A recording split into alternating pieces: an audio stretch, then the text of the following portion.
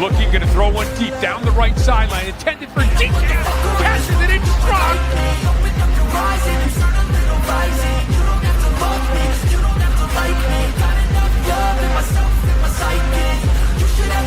Throwing middle is caught. Amon-Ra St. Brown, he's gone, baby. 10-5, end zone, touchdown, Detroit Lions. Drop. Inside the 35-yard line of the Bengals. I've been working nightly. If you think you'll win, not fucking likely. I've been taking shots, yeah, cold-blooded, icy. Watching numbers grow is what I call He's gonna throw, ball is caught. JSN near side. When they hype me, the following grows. They know first time in NFL history a team's been 5-5 with that scenario. Here's the pass over to Hunt. Best rushing offense in the NFL goes to Patrick. Turning losses into gains. I'm the person making change. I've been rocking this exchange. Topping off and risking things. Gonna make a fucking Into the end zone. Devontae Adams with the I don't want that touchdown. cheap fame. No, I'm not that vain. I just wanna be greatness.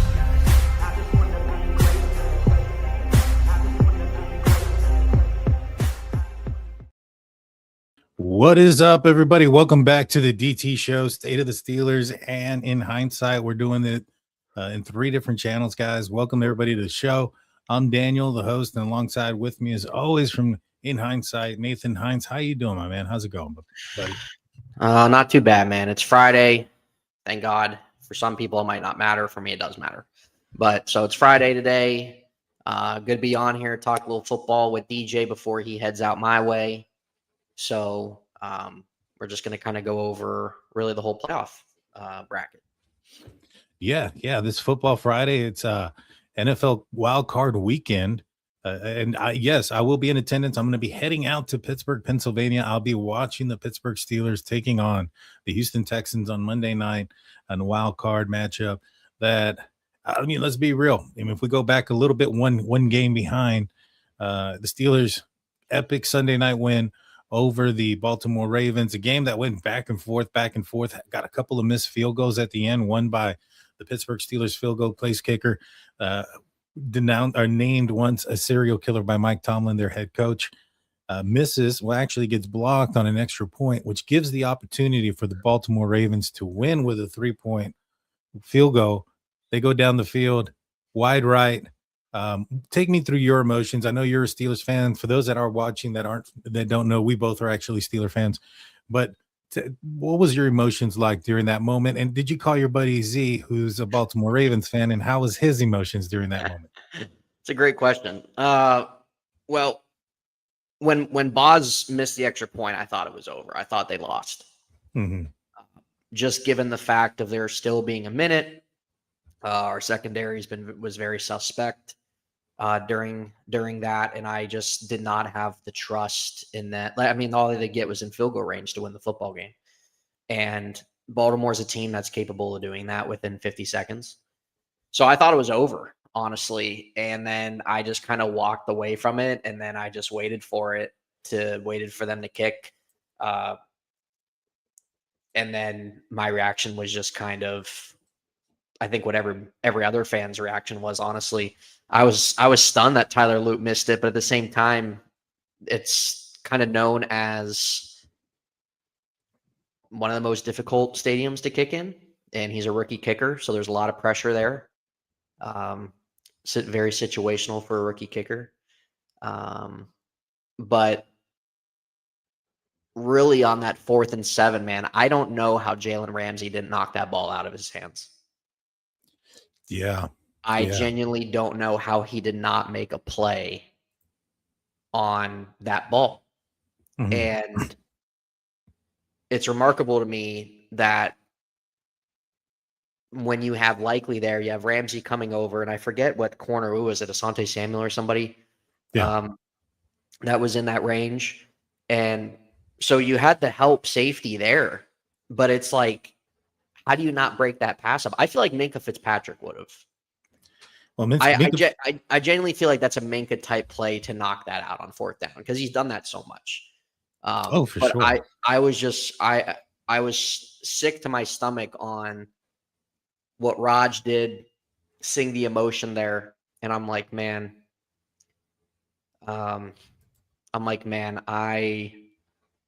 feel so bad for him because this was really him in Green Bay a lot. And why a lot of reasons in terms of why he really only won one Super Bowl with them. So very frustrating on that end, but honestly, it's great to see. Even if I wasn't a Steeler fan, I would much rather see Aaron Rodgers at least get one more shot, assuming he's going to retire, rather than see a mediocre Baltimore Ravens team with Lamar when they've had 6 years.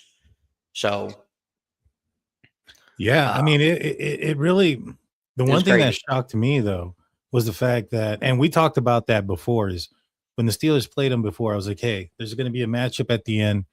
Do you think that if the Steelers end up eliminating the Ravens season at that point, is that going to be the end of Harbaugh in Baltimore? Fast forward a few weeks, ends up being the scenario. Harbaugh's not there no more. How surprised are you? And from your friend's perspective, Z, who is a Baltimore Ravens fan, how's he feeling about the loss of their head coach? He was kind of surprised. Yeah, to really touch on him, we have a group chat, and so like, he would kind of pop off and everything like that. But then when it was so back and forth, it was so funny just to kind of see the back and forth emotions and everything like that. I forget really what he said when the kick happened, but I was actually surprised he FaceTimed me. And we have like a inside joke of like different things. I'm not really going to comment it on here, so like won't get flagged or anything like that. But there were certain like just actions that he was doing just to show pretty much like, he that he, I don't really know how to describe it on here, but he was sick. He was sick. He was fed up, and he was surprised. He was surprised that the Ravens did fire John. Yeah.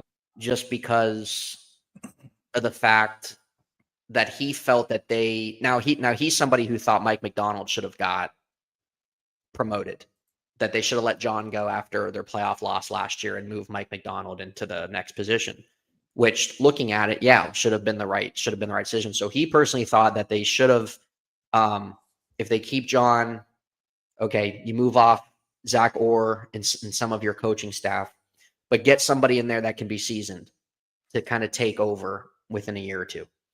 And then they didn't do that. No, they didn't. There's a lot of options that are going on now.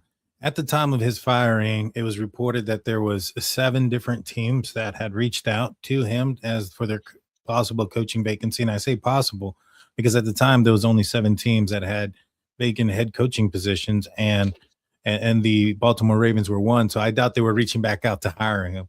So, Mike McDaniels ends up getting fired here recently from the Miami Dolphins. I'm assuming the Miami Dolphins are probably one of those teams. The fact that they moved on from him, maybe not immediately after the season. Well, I guess it was immediately after the season ended, but the fact that they waited until Harbaugh was fired for them to move on does make me pause a little bit. Is Harbaugh going to Miami? Is that a destination spot for him? I know tax-wise it might be nice. Weather-wise, it's probably a lot nicer than what it is out there in Baltimore. Where do you think he's going to be coaching next? I think there's a good possibility of it being in Miami. Yeah, I can agree with you. I think that with him, like a team like Miami, I think needs an established guy. Like there's some teams I think that can go in a direction of guys who haven't yet had that experience as a head coach, but can be an up and coming guy. So like the Ravens, I wouldn't be surprised if they went in that direction of doing something like that. But when you have an organization that's kind of been very dysfunctional, you need somebody that's going to bring stability. And whether that be the Dolphins or the Giants or something like that, like those are 2 organizations that have been very dysfunctional. Even though the Dolphins made the playoffs and had a pretty good season a couple years ago, that there's a lot of issues there. And John might want a lot of control with certain things. From what I read, John wanted to bring back the whole coaching staff with the Ravens, and that was a big reason in terms of them letting go completely whole new direction, which I respect the Ravens for doing. And for them, it's even before this game on Sunday, Steelers and Ravens fans were kind of alike in a lot of different ways of just wanting to see a new direction and it's time and all those type of things. What's up, Sirius? Thanks for coming in. Good to see you too. Appreciate that. A shout out to everybody in the chat as well. Good to see everybody. Yeah. Thanks, guys, for your interaction. We're kind of going through it. We'll go through comments too as we go on. Yeah, I got a couple of saved. Okay. But yeah, it's going to be interesting with John because Miami's in a situation here. You have the Tua issue, his contract. Miami really, you have a couple really strong key positional players, but does John want to go in a situation where he's coached a long time and he wants to be a part of a full rebuild, or does he want to go somewhere that he can look at and say, yeah, you know what, I can win with this team within the next year or two? So that's kind of a factor into certain things, but the Dolphins have some intrigue there, but maybe John, again, like he just wants that full control over the roster and he kind of has a vision on who he wants as his quarterback and the direction of the organization. So I don't know, but there's like 8 head coaching positions open right now. So there's a lot. There is. I'm surprised that the Baltimore Ravens didn't try to, just trade him, get something in return for John. I don't know if he has a no trade clause in his contract, and I don't know if there's any kind of hiccups with that, or maybe perhaps they just want to do right by him, and by letting him go. I know if I was in their situation with so many teams that were so eager to interview him so fast, why not get a 3rd round pick out of it? Get something out of it. But hey, that's their business. Let them do it the way they want. Yeah, and depending who loses this weekend too, that doesn't mean that there won't be another head coaching position or two coming out of that. Exactly. That's 100% true. So, and a guy like John might be waiting for some of that. He might be waiting. Hey, if there's a team or two that's in the playoff, in the playoff bubble right now, and they move on from their coach, you never know. Yeah. No, yeah, you're absolutely right. The Ravens have interviewed a ton of people, so that's gonna be interesting on that end. I would love to see them botch it. I'd love to see them just bring in some I don't know who's somebody like. I'm not a big Cliff Kingsbury fan. There's a lot of reasons for that. So I think that'd be funny because Z can't stand Cliff Kingsbury either. So that would be hilarious. But yeah, there's a lot of situations and different things of that nature that can really happen. I know Jason Garrett, I think, was getting some interest from somewhere too. He's been out of coaching for a few years doing analyst work. So there's a lot. There's a lot, honestly. Yeah. And then with the departure, of McDaniels out there in Miami, I know that there's also an opening position out there in Tennessee.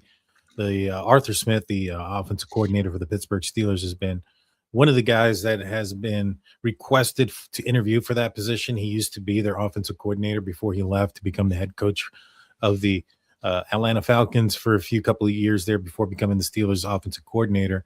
If he goes, the Steelers, Tomlin and Mike McDaniels had a little bit of an interaction out there after the game the Steelers versus Miami here recently.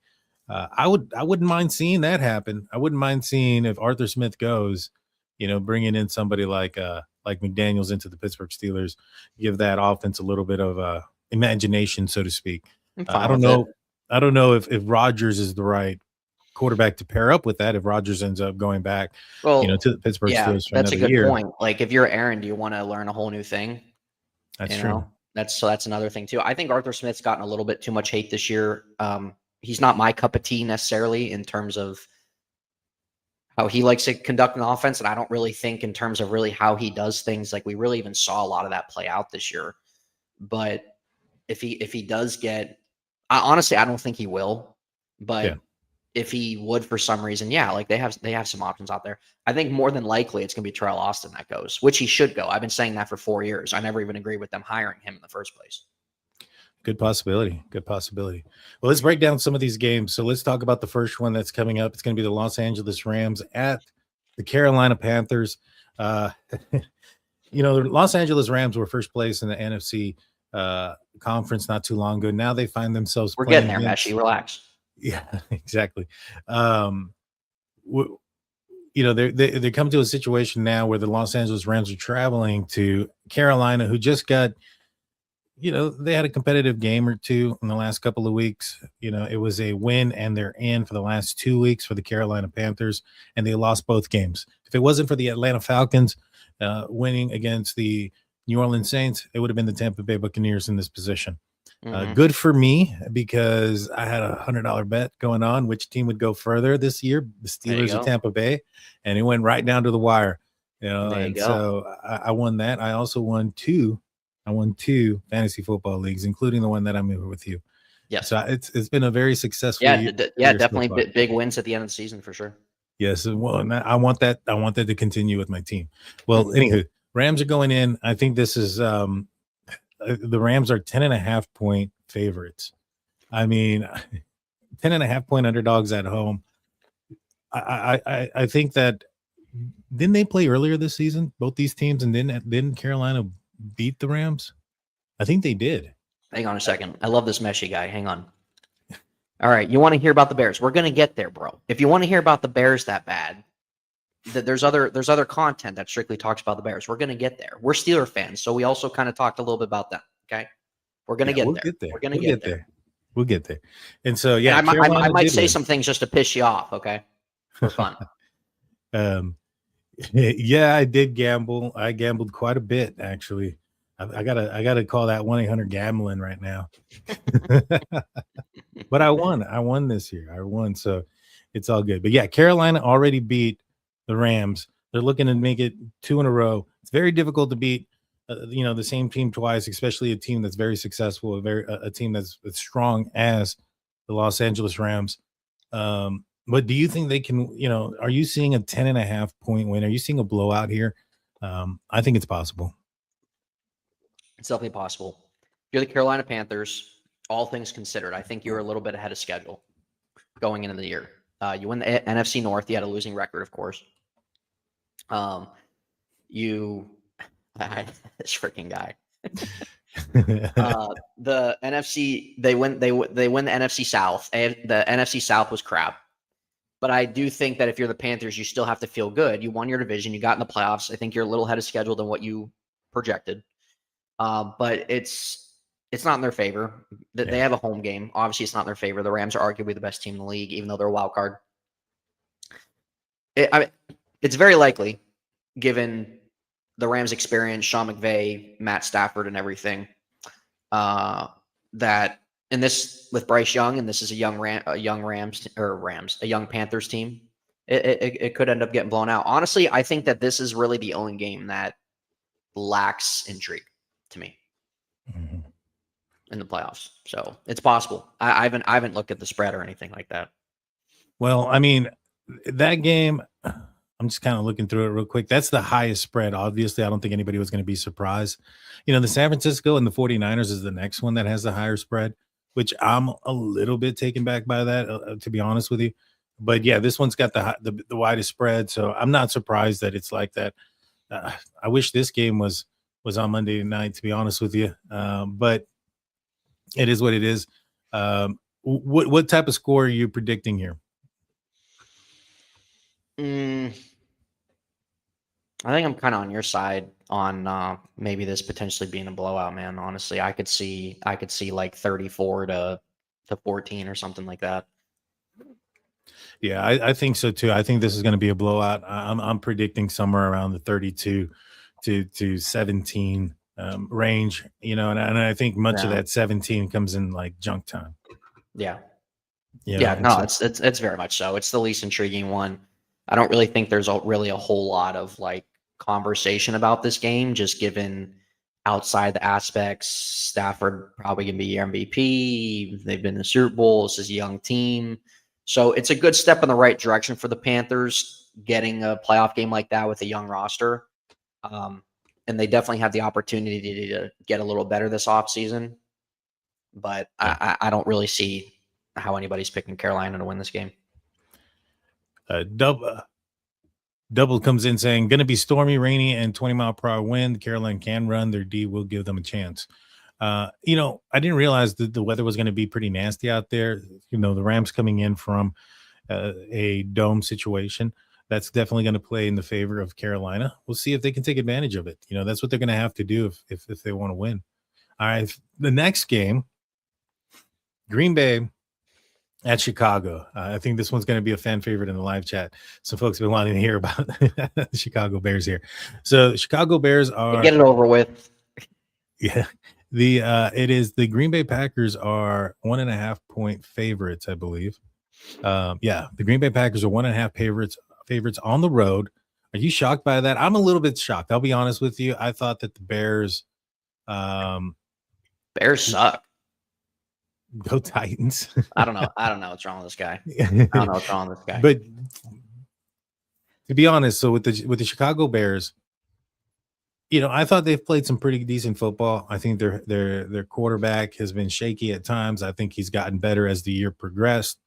I think he needed a lot of developing and growing. Ben Johnson out there has really matured him a lot. I think he was working with a very raw quarterback that may have learned some bad habits and kept some bad habits out of college, and maybe just didn't get the right development with the previous regime. But I think he's developed over the season. I think that, when the Steelers played him, he had some throws that looked good, and he had some throws that I think he would have wanted back, and maybe perhaps even would have made that game even worse than what it was. But I digress there. I'm surprised by this. The Green Bay Packers haven't been playing their best football. They've had a lot of injuries. Micah Parsons going to be out again, obviously, for the year. I think he had a pretty serious season-ending injury. I think it was an ACL tear. Mm-hmm. I don't think the Green Bay Packers were that dominant team that they were about the midway point of the season. I think in the last second half, they've kind of, stumbled a little bit. So I'm a little bit surprised that they're road favorites. What do you think about this matchup? Yeah, again, I haven't looked at any of the spreads for this game or for really any of these games, honestly. Yeah. Chicago this year, again, they're a team that's ahead of schedule. Freaking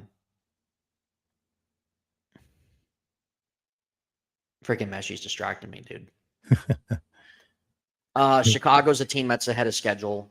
Again, what they've accomplished goes to show coaching matters. Chicago has never been able to figure out their coaching. It's about every 2-3 years or so, a continual coaching roulette, everything like that. Getting a guy who's very innovative and ahead of schedule. A lot of people projected them to win 7 games this year, but not a lot of, but like going with them hiring Ben Johnson, an innovative coach who's integrated with really modern day NFL and modern day NFL offense is obviously a huge reason why this Bears team is doing exactly what they're doing. They have 2 running backs that they rely very heavily on. You could make the debate that they're arguably about maybe the best tandem of a running back duo in the league, just given when Kyle Monangai came on the scene, everything like that, when Swift was injured, and what they both kind of offset each other really well. Caleb Williams has really stepped up, improved his game, has had some big fourth quarter comebacks. Bears defense has been playing better. They turned the ball over. They've been turning the ball over the last several weeks, and it's in Chicago. Make a great point with the Bears or the Packers. They're banged up. Micah Parsons is still injured. Jordan Love's going to play, sure, but even at that point, I mean, is that something that really moves the needle for you? As that Jordan Love's playing, especially with the current state of where Green Bay's at. They haven't been running the football well. Josh Jacobs been on and off. I don't know. Is it too late for them to kind of get on some type of on any type of run? So I can see Green Bay win this too, just given Matt LaFleur and he's won a couple playoff games there when he first joined them. But the Bears are the hot hand. Ben Johnson has these guys ready to play every week. There's a ton of cracks in this Green Bay team. I think I'm gonna lean the Bears to win this game. Yeah, I think so too, man. I'm predicting the upset as well. Now, if the Bears lose, it's mainly going to be a choke artist. In my opinion, I think they're going to choke to lose this game. A lot of injuries. It's at home. The stadium should be amped. This is the first time that they've won the division in a while, and the fan base should be going there. And it's a classic matchup. I mean, Bears and Packers is a rivalry matchup. I would expect to see an electric stadium, and we'll see if they can handle the pressure. A lot of young guys, a lot of new faces and new places there, and so we'll see if they can handle that. I'm going to say that they win, though, 27-23. You know, I do think it's somewhat close, but I do think they win. Game, I think, relatively. Yeah, and I agree with Ron here, saying I don't think that the Packers should even be favored. I agree with you. I'm surprised that they are. I'm surprised that they are. Given just kind of how they've kind of come down a little bit. And so now we're going to transition to Sunday. The first game, it's going to be a noon o'clock game. It's going to be the Buffalo Bills at the Jacksonville Jaguars. The Jacksonville Jaguars are home favorites, 1.5-point favorites against the Buffalo Bills. This should be a good game. Buffalo has had some up and down moments this year, you know, but I think that here towards the end, they've kind of gotten it together for the most part. And I think they're going to be a formidable matchup. I think that, you know, some folks have asked about, for instance, I think it was Ron, like, have you ever seen a year where there isn't a runaway favorite? You know, if I had to say on the AFC side, if there is a favorite, you know, I think a lot of people are looking at Buffalo's direction. Patrick Mahomes is not in the playoffs. Lamar Jackson's not in the playoffs. These are guys that have prevented him from going to the Super Bowl in the past. He's got to deal with some other quarterbacks there. First one is Trevor Lawrence. You know, I still think that in the end, I think Buffalo will probably win this game. You know, me personally, I'm hoping Buffalo and San Diego win so the Steelers get another home game, but that's just a personal thing. But I do think that they overcome Jacksonville. You know, Jacksonville, although Jacksonville has done some pretty good things as of late, especially with the trade with Jacoby Myers, that has really sparked their offense. And I think that they have been playing on another level with him, added to the other pieces that they've had.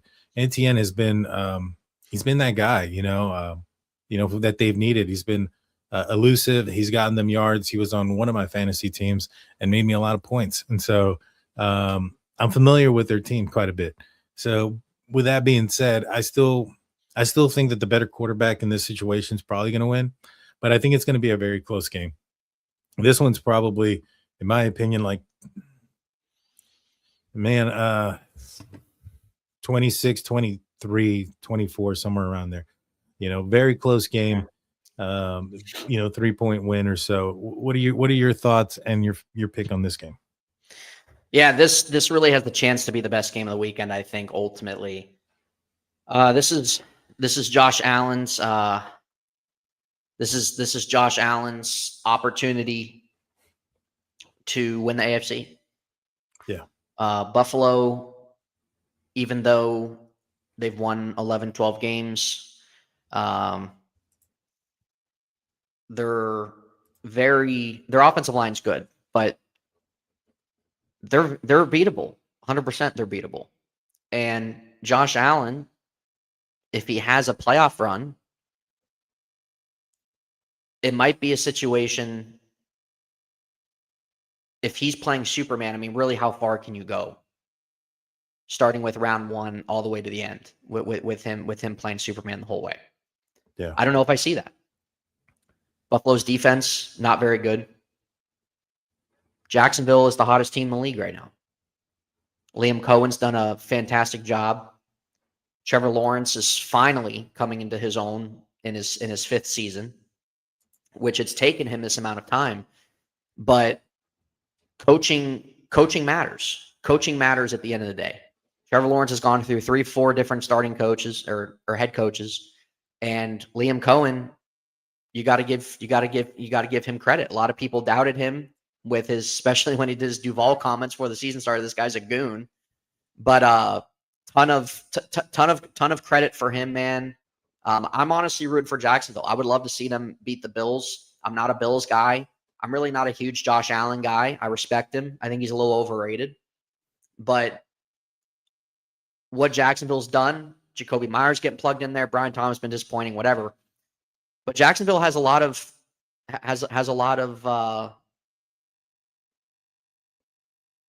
guys that get integrated with their offense, man. You know, they have a couple backs there.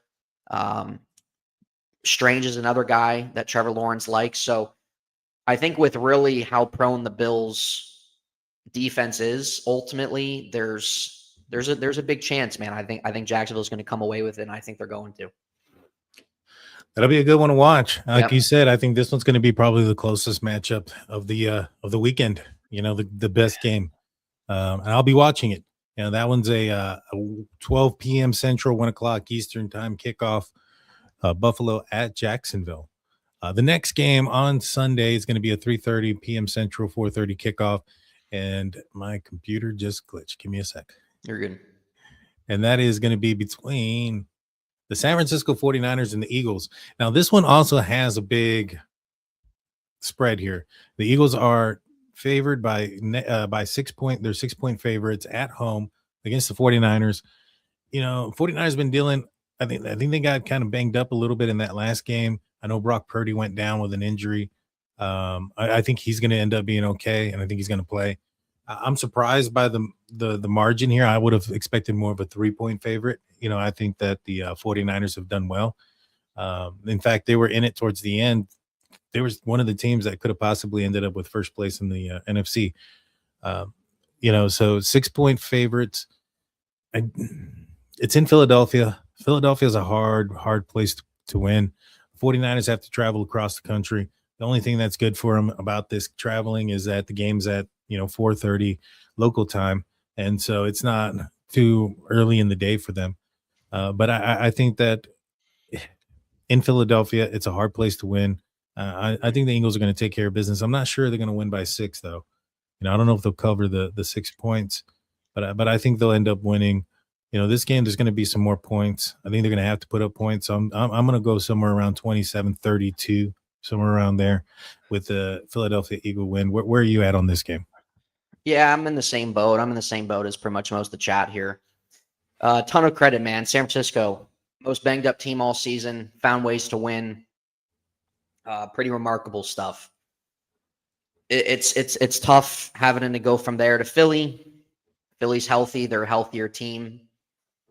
I don't want to doubt San Francisco given really what they've done and some of these last few games that they pulled through to clinch their playoff spot and everything.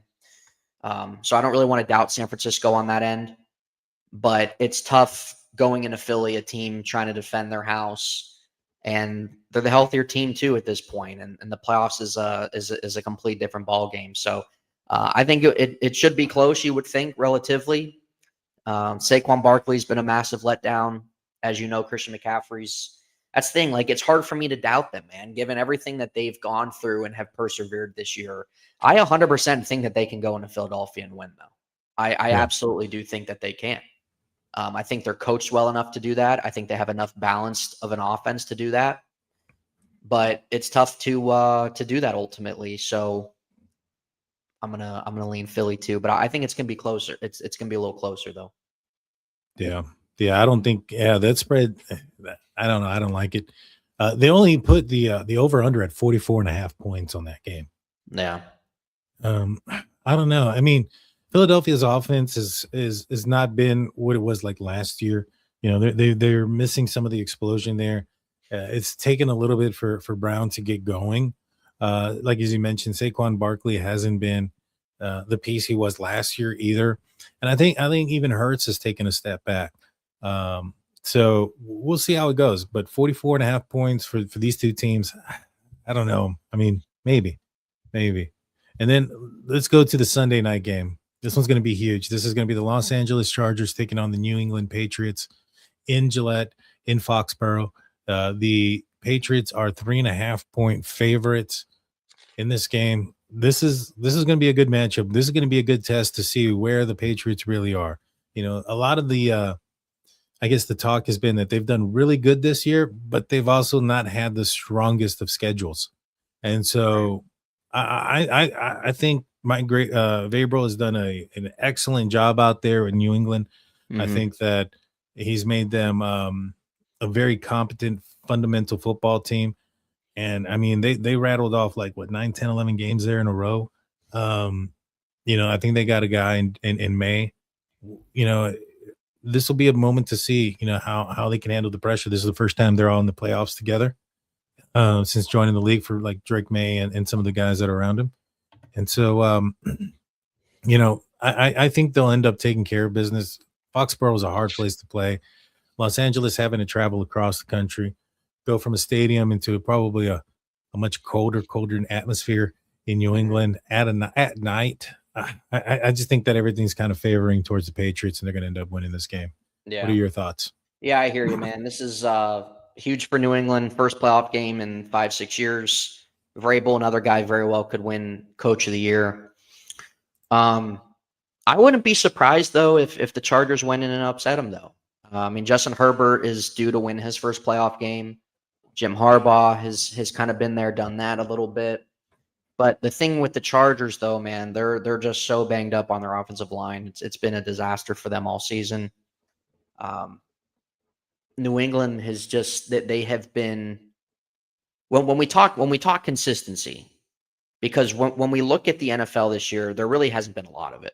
Let's be honest. I think outside of really what New England's done, I think what Denver's done, and I think of kind of how you've seen the Rams play and Seattle as well. I think that's really your group of that you can lean on and kind of know what you're probably going to get week in, week out, even if they do lose, whatever.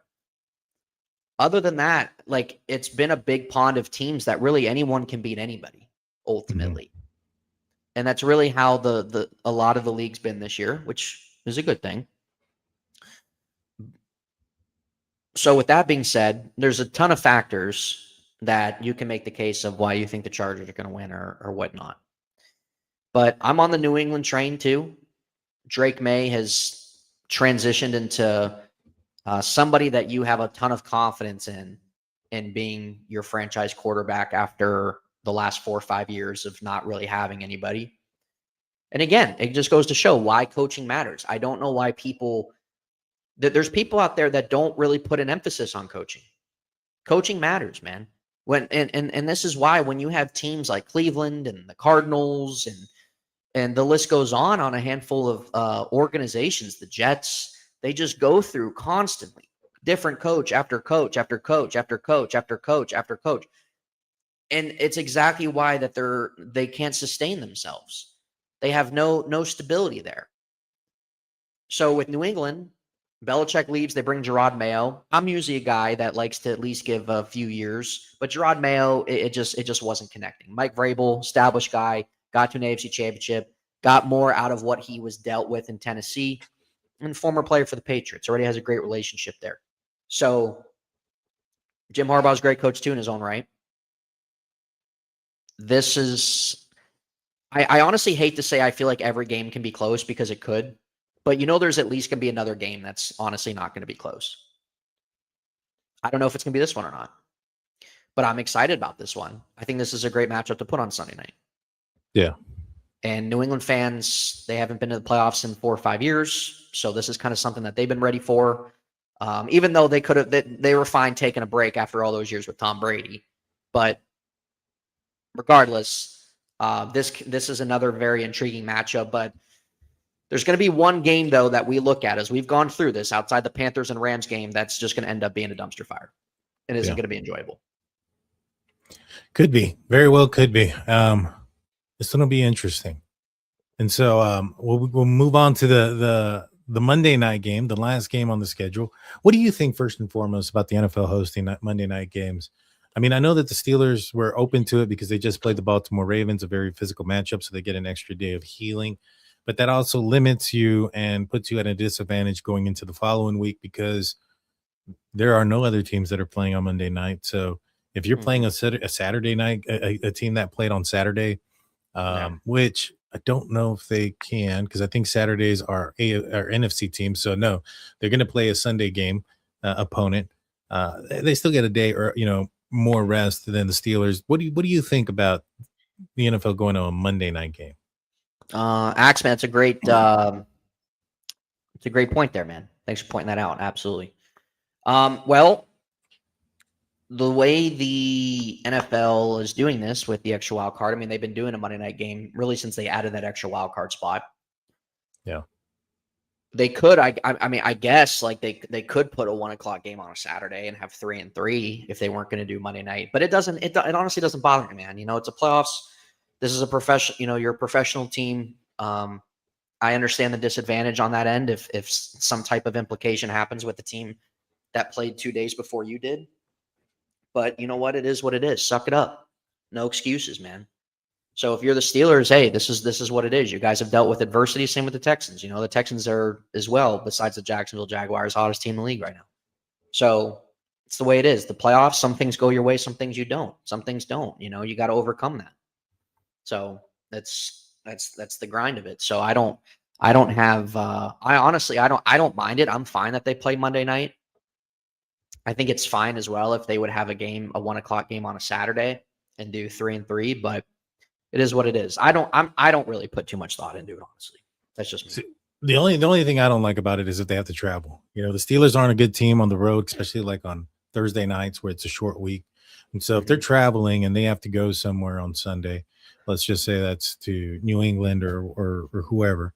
If they're traveling, then that they leave a day early, so that's another day. So they're going to get 5 days of practice. And I've never really liked how Tomlin's teams have come out when they're underprepared against other teams, especially on the road. So to me, that's the part that I'm a little bit like, ugh. I really wouldn't wish it on the Steelers, but it is what it is. And you're right. They're a professional football team. They need to go take care of business. Now, that being said, I would appreciate it if they are, going to go up against a team. It'd be a team that they are somewhat familiar with, a team that they had gone up against already, whether it be the Buffalo Bills or the New England Patriots, although those two teams played the Steelers very tough. And in both, Buffalo Bills won, but in the Patriots case, if they held on to the ball better, they probably would have won that game handedly. Yeah. Although that's the case, I think they probably, because they've had some sort of, film study on them already, they'd probably be a little bit better prepared on a shorter week. So that's what my, I guess, hope would be there. Going into this matchup, this game is Steelers are underdogs by 3 points. Over/under is 38.5 points. I would say you got to go the over on this game. I think the over is going to hit 38.5. 38.5. That's low. That's low. I mean, the Colts just put up 30 with Riley Leonard on the Texans defense. Now I know the Texans defense has been playing well, and that's probably the exception, not the rule here. But DK Metcalf coming back for the Pittsburgh Steelers.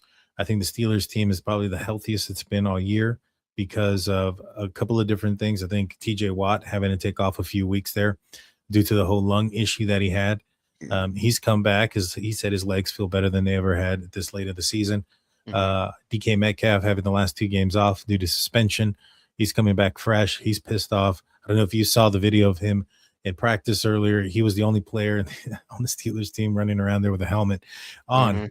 And so he's not happy. He's mad about the entire situation and everything that went down. He didn't get an opportunity to play.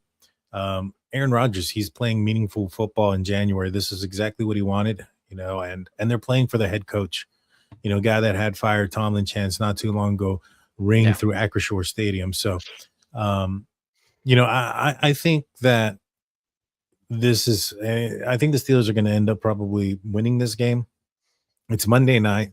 Steelers haven't lost on a Monday night game since like the 80s or something like that. It's Monday night, and we pulled all the stops out. I'm going to be out there. I'm taking my secret weapon, aka Steelers fan, the wife. She hasn't seen the Steelers lose, and so every time we've gone out there and I've taken her to the game, Steelers have won. So we've pulling out all the stops. Make sure we get a playoff win. Shout out for sure for the greater good. The greater good, man. And so we'll be out there. I think the Steelers end up winning this game. Now, I think it'll end up, the score will probably be closer. I think that the Steelers end up winning somewhere around 28-24. But I think that, it's probably a little bit more comfortable than that. Just something at the end. What are your thoughts on this matchup? Honestly, I agree with the over-under. I really do. The Texans have had the best defense in football, in my opinion. I think that really them defensively this year has been one of the better defenses in the last handful of years, ultimately. So this isn't going to be, I don't view this as something where the Steelers are going to put up 20-some points. I really don't. I really can easily see this being a very low-scoring Monday Night Football game in the cold. I haven't really looked at the weather. I don't know what the cold is or the weather is for this Sunday. I haven't really looked. It's almost the lows are going to be like high 20s, low 30s. It's not going to be bad. Yeah, it's not too bad. So this is a game that I've really kind of seen a really back and forth on. And Houston has been firing on all cylinders, and that's kind of what makes it, as a Steeler fan, what makes it concerning, because CJ Stroud in their offense has been able to kind of find themselves back into really what we were seeing his first year. Last year was a nightmare for them. And when we're looking at them in the middle part of the year, they're kind of floating around 500, like, Stroud still isn't really taking the steps forward.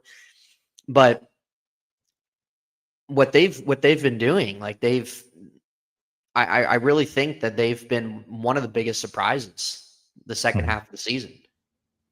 And the way the Steelers offense is ultimately ran, that there's times the Steelers can put up points, and we've seen games where they're scoring, 16 or 18 points. We've seen where they've scored 24, they've hit 30 a few times, but we've seen 14, we've seen 16. Heck, in that Cleveland game, we saw, what was it, 6? Yeah. Is that what it was? So it's going to be interesting how the Steelers are going to approach this game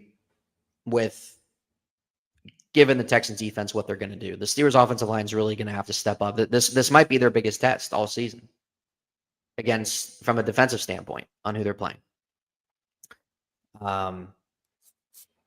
So with that being said, the Steelers also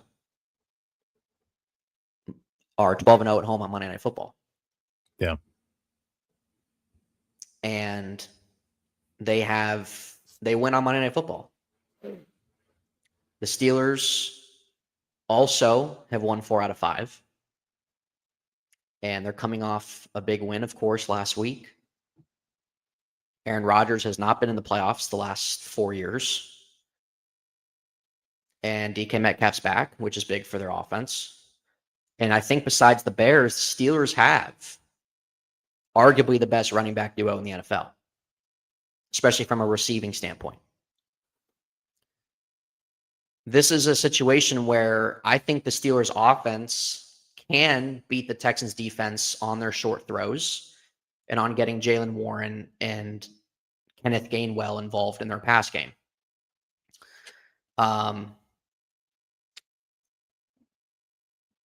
I would not be surprised if the Steelers win this game, but I don't think that it's going to be close. Or not, I'm sorry. I don't think it's going to be high scoring. I think it's going to be close. I think it's going to be close. I don't think it's going to be super high scoring. I think with the Steelers defense as well, their pass rush has come alive the last handful of weeks. Their secondary gave up some big plays last week as well. But overall, what we've seen, really since Jalen Ramsey went to safety, we've seen a more, not this massively improved secondary, but we've definitely have seen it more stabilized. And it's going to be a test for Joey Porter with Nico Collins. But really, the Steelers defense, everybody's healthy. And they haven't really all had that either throughout a good portion of their season. That's true. We saw TJ Watt's impact. Alex Highsmith had a huge game last week. Really, the Steelers front seven, and when Derek Harmon's playing, you can just look at the numbers and how their run defense is compared to him in versus him out. So you can break down all the factors all you want, but I see this being a close game ultimately, and I think the Steelers end their playoff drought. I hope so, man. I hope so. It's a long time coming, and it'll be a good game to catapult them. One of the other things too is Roger said that him and DK have had a really good playoff, a good practice. And the last time they had a good practice, when he talked about practice being good, Steelers performed very well. And so, it's going to be a cold game. It's going to be at night. I'm coming from Texas. I'm not going to be quite ready for it, but we'll see. We'll see.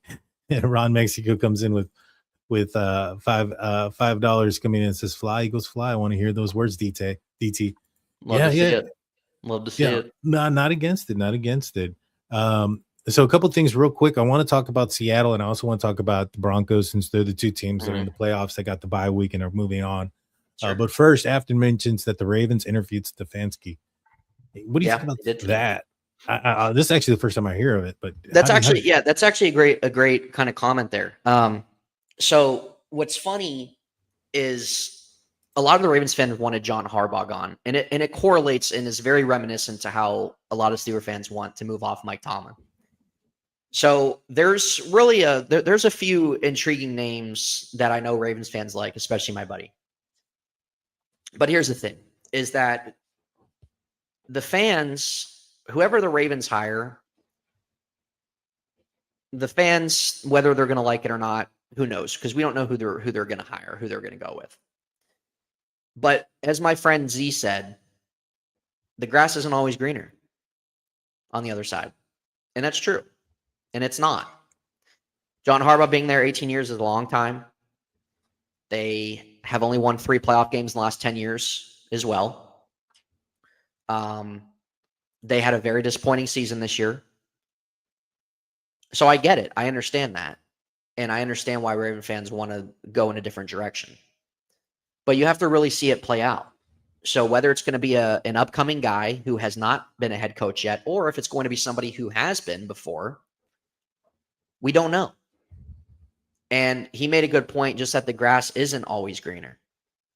And I also am as well on the same side that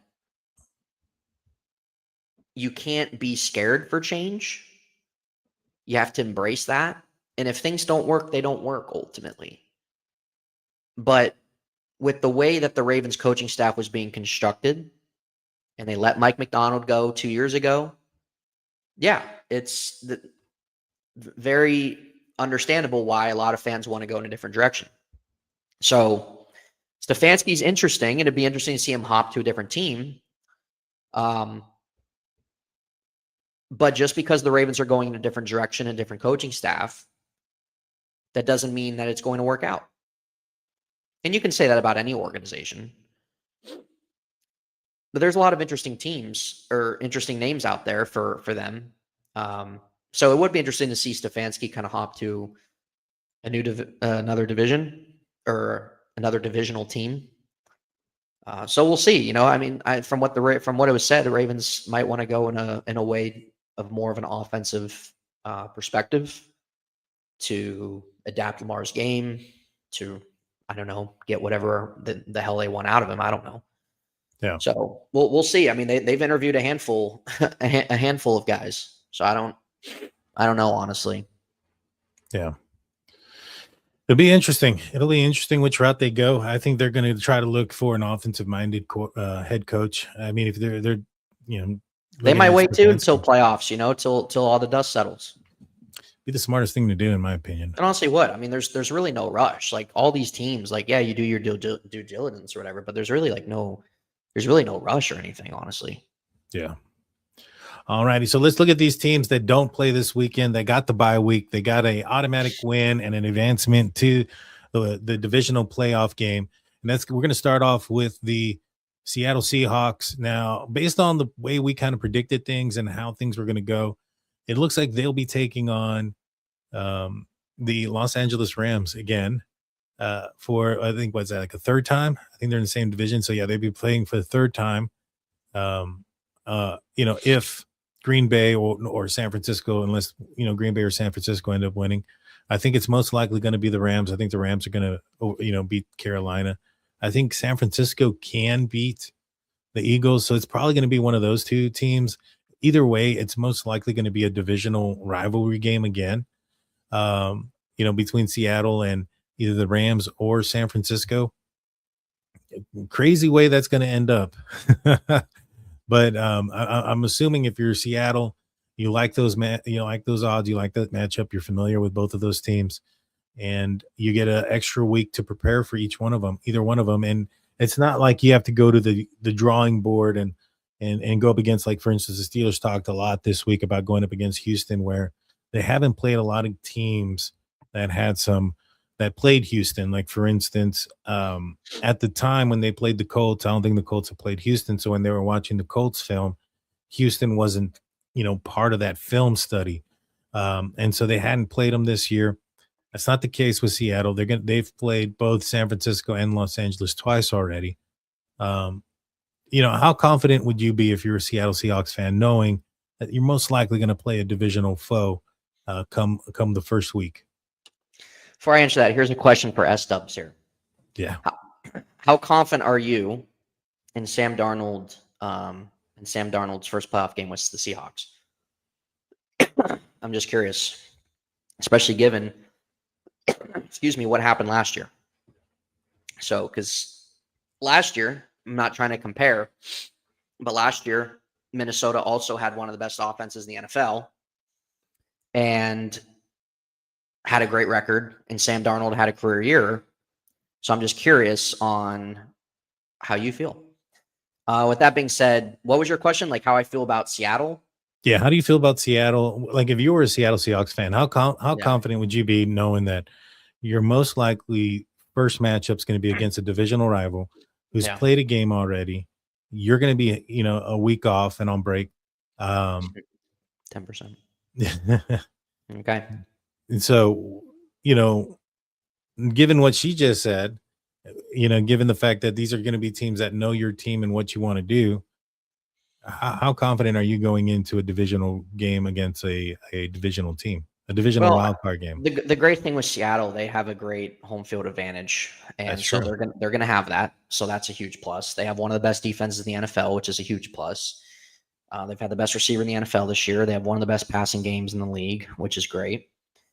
But we saw how that game went against the Rams, and that was, in my opinion, arguably still the best game of the season. And it's not an easy task either. You're facing potential MVP. You got Sean McVay, who's a great coach as well. It definitely would be better suited if Seattle ended up playing, I think, somebody other than the Rams. So if I'm a Seahawks fan, I'm hoping to get somebody outside the Rams, just given the competitive nature of that, given as well just really how that last game went. And just, again, you have the Rams offense that's super high powered as well. But if you're a Seahawks fan, like, you still have to feel good having that home field advantage. It's been a little bit since they've had that. And having that number one seed been a while. So I really think that definitely should give them confidence. Yep, absolutely, Steelers freak. So if it's me, I'm hoping we bypass the Rams for at least another week, and you end up getting somebody else. But I'm feeling confident though. I like, and you got to give credit to Sam Darnold. I know S-Dubs here doesn't really have a lot of confidence. We'll see. Sam Darnold doesn't really have the playoff experience, but the way that he's transitioned his game, and again, the Jets are a dumpster fire. That's where quarterbacks go to die. So with him, that was a disaster. But really, when he got his feet wet with San Francisco, and then getting that opportunity with Minnesota, I mean, it really transcended his career. And now he's in a situation he plays under another really good offensive mind in modern day league, Clint Kubiak, football family there. So he needs to protect the football and give what the defense takes. Take some of those shots downfield. You got Torrey there. You got JSN, of course, who's a monster. I think Charbonnet really needs to be somebody that's integrated there. I mean, they kind of like, I guess, to balance off him and K9, but it's really the home field advantage for me because they have great fans. They have a great home field advantage during the playoffs when they're in there. So with that being said, and especially if it's going to be a divisional game, I mean, they should feel good, honestly. And I do think Seattle's going to get to the NFC Championship at least. Yeah, they got a good chance. If I was them, I'd be hoping that Green Bay wins. Green Bay pulls out a victory over the Chicago Bears, and then they know exactly who it's going to be. That game is on Saturday, so you're going to have well enough advance notice for that. Yeah. But I just think that the Bears are going to be too much for Green Bay, and I think it's going to end up being one of those divisional teams. Mm-hmm. Now, transitioning over to Denver. Now, this side, AFC can be a little bit different. I mean, Jacksonville and the Patriots both can easily become victorious, I can see it's not out of the realm of possibility that those two teams win. And if the Steelers win, that the Steelers are the team that the Denver Broncos are going to be playing. And it very well could be, one of the other teams, Buffalo, San Diego. I mean, even Houston, can pull the can beat the Steelers. I mean, the Steelers win would be the upset at this point. Texans winning, that could be a team that goes out there a little bit more of an unknown. It may even go all the way down to Monday night before, the Broncos know exactly who it is that they're going to be playing. Mhm. And so with that aspect, that does kind of give, I would assume, like a less of an advantage to the team that is going to be playing against the Steelers, because outside of rest, obviously they're going to have the rest advantage. But, it'd be different like if they knew come Saturday and, all right, well, we know what team we're going to play after or Sunday night, we know it's going to be the Steelers, and they have the whole day Monday to prepare. Right. And I mean, they're still going to watch the game as if they're probably going to play them, but it's just a little bit different there. Yeah, it definitely is. I think I'm less confident in Denver than I am at Seattle. But I'm not like overly sold on these two teams in first place of being lock-ins to get to the championship per se. Well, that's the thing. It's a different. This is the way the season's gone, where you have a few teams in a group together that are your top teams, but you still can see where, they get upset. This isn't the times where we're having New England or the Peyton Manning-led Denver Broncos as the one seed, and that they're going to get to the AFC Championship, or even the prime Chiefs. This is a different ball game here, where there's more balance and teams are kind of in the same pool, where they all have their weaknesses and struggles, but they also thrive in different ways too. And that's kind of the unpredictability factor, I think, of if you would see Denver or if you would see Seattle take an L or something. It's just kind of where all these teams are at. So it's definitely not comparable to how seasons and teams in the past have been. Yeah, I don't disagree, man. I don't disagree. It's going to be a fun weekend, that's for sure. And I'm going to be out in Pittsburgh. Definitely intriguing matchups for sure. Yeah, I'm going to be out in Pittsburgh. I'm not flying out there until Monday morning, like super early. Oh, Monday, you're getting in Monday, yeah. Yeah, I'll be in super early. Like, I think we get there around 11 local time. And so we'll be there. And then the next day I got to fly out super early again. I probably didn't plan that out right, but we want to get back a little bit early. Understandable. And so we're just going straight for the game. I'm excited for it. It's my first playoff game ever going. Well, you'll see the new terminal because the Pittsburgh has a new terminal now. Well, it opened the day I was here last time. The day I flew out was the first day it was open. Oh, really? Yeah, okay, they opened up the airport. I haven't seen it yet. Yeah. Well, I've flown out of it. I have not flown into Pittsburgh with the new terminal, so I'm not sure what. Yeah, I've only gone one way, so it'll be exciting to see. Yeah, no, it's very nice. It's very nice. Yeah. Well, I'm looking forward to it. Nathan, you want to let everybody know what you got coming up next and where people can find you? I know it's linked in the description, but let everybody know. Yeah. Guys can follow me at In Hindsight in the description. Really lately, Daniel and I have just kind of been doing our shows, either talking about the Steelers or these Football Fridays that we've kind of done a couple times so far. So we'll probably cover this stuff. I don't know, Afton. I mean, I think it's quite different. They took out the tram, and it looks very different, I think. So I don't know how much you saw, but it is what it is. Anyway, you guys can follow me there. Daniel and I have kind of been doing these shows lately, so we'll kind of probably do them up to the season or through the season ends and into the playoffs and everything. So if you guys enjoy that content, feel free to hang out here on his channel, my channel, whatever you guys prefer. So this is probably what we'll be doing until the end of football season. Yes, sir. And in fact, Afton, myself and Steelers fan are going to meet Afton and Aram out there at the game. They're going to be sitting next to us. There you go. That's exciting. Afton, enjoy your time. Safe travels. Yeah, they already got there. They sent us some pictures of them at the terminal. It's pretty nice. Yeah, we're all sitting at the in section. I think it's 210, right on the 50, man. Hell yeah! It's gonna be a great time. I got lucky. I went in as soon as they opened up the tickets. I bought them as fast as I could, and I can't wait, man. I can't wait. Yeah. Well, guys, Please hit the like button, hit the subscribe button. Go check out Nathan's channel. If you're watching Nathan, if you're watching me on Nathan's channel, come check out either the DT show or State of the Steelers. I have 2 channels. I'm airing this out on both of them. Make sure you go and check it all out. Until next time, guys, I'll see y'all then. Peace out, y'all.